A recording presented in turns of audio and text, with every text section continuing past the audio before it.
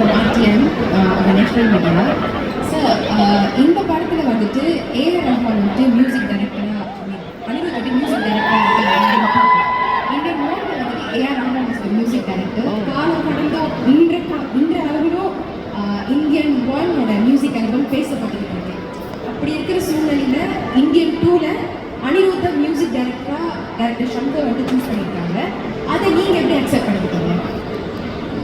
அதாவது Indian part 2ல Kamal நடிக்கலைன்னாலும் Shankar கூப்பிட்றாருன்னா இவங்க நடிச்சிருக்கலாம்.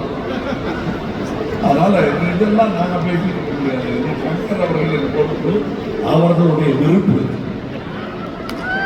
இந்த கேள்வியே அவரை கேட்க வேண்டிய கேள்வி. நான் யாருடைய ரசிகன்னா, நான் இளையராஜாவின் ரசிகன், ரசிகன்.